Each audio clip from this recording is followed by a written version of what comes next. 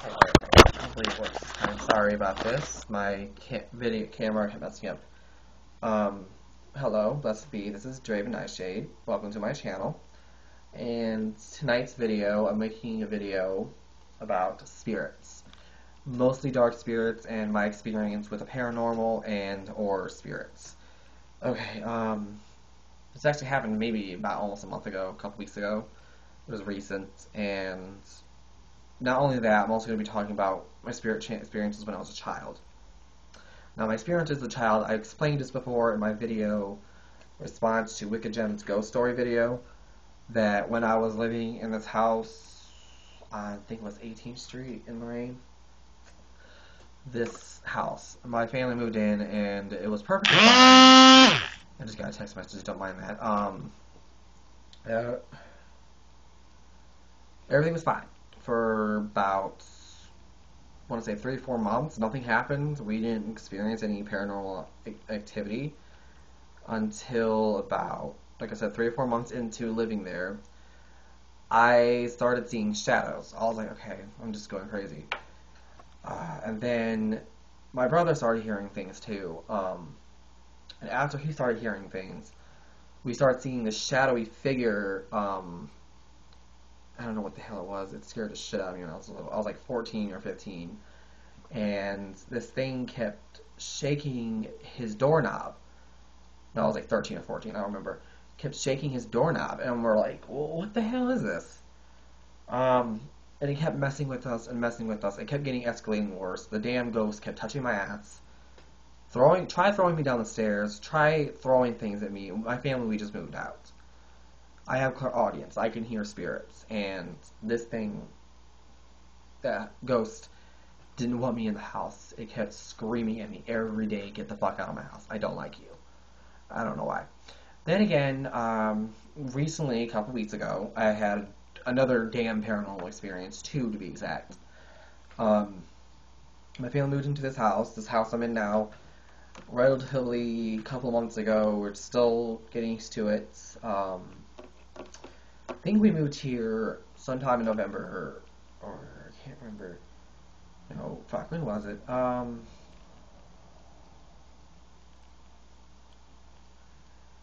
It was either sometime in November or December we moved in here. Yeah, if I'm not mistaken. Anyway, on to the topic. And 2 or 3 months. It always goes in patterns of 2 or 3 months when fucking spirits fuck with us.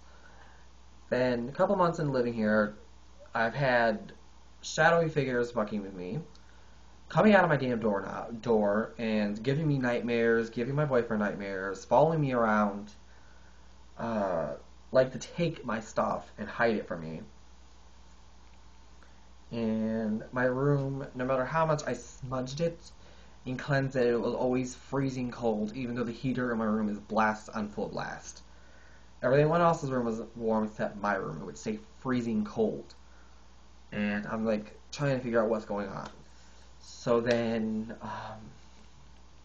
because my psychic senses are down. They're not as strong as they used to be when I was like 13 or 14. I completely ignored them. I got tired of dealing with them and whatnot. So I contacted my friend Tequila, aka the Lady Grave Dancer, and she helped me. And turns out there were spirits in my room. There were 5.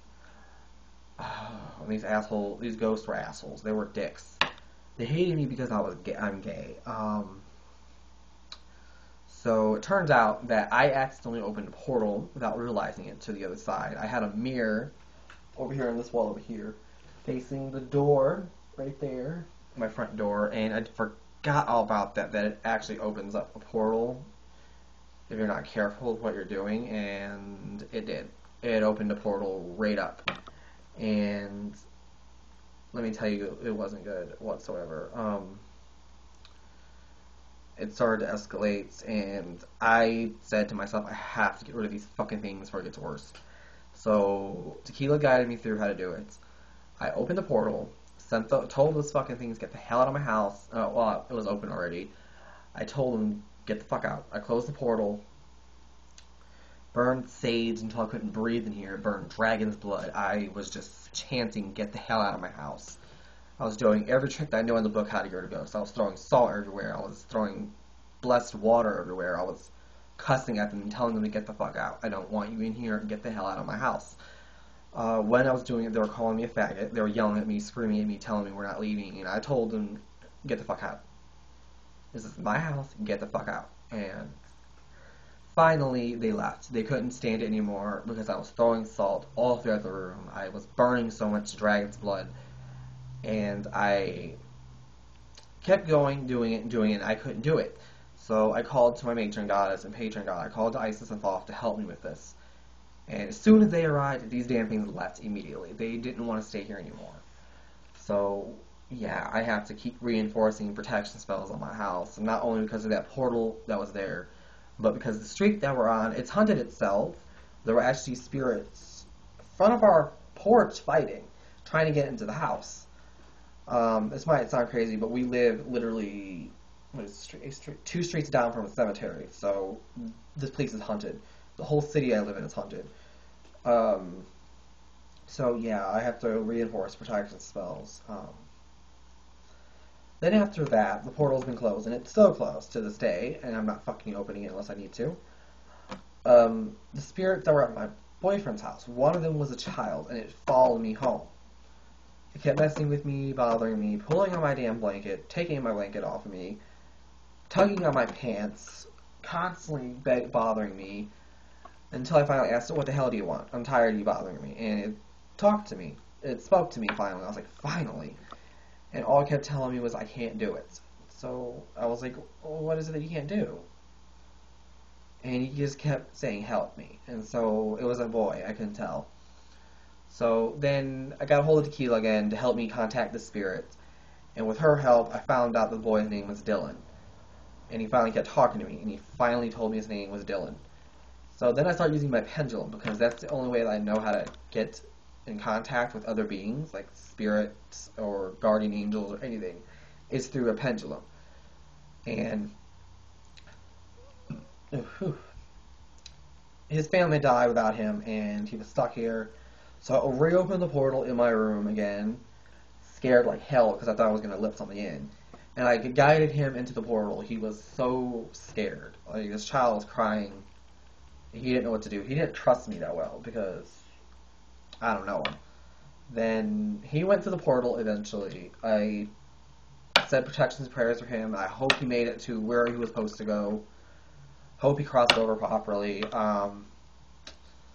That experience will forever stay with me. It was an experience that changed me because I was afraid of spirits. Like, I wouldn't touch spirits, or I wouldn't even touch the subject because I was so damn scared of it. And now I've experienced death energy. I've experienced spirits. I don't like the feeling that it gives me, though. Death energy gets me sick. It gets me nauseated and weak.